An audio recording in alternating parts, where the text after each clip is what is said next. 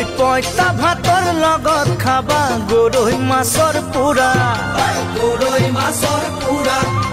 ধনী বুঢ়া দৰা লবা ঘটিবলৈ টকা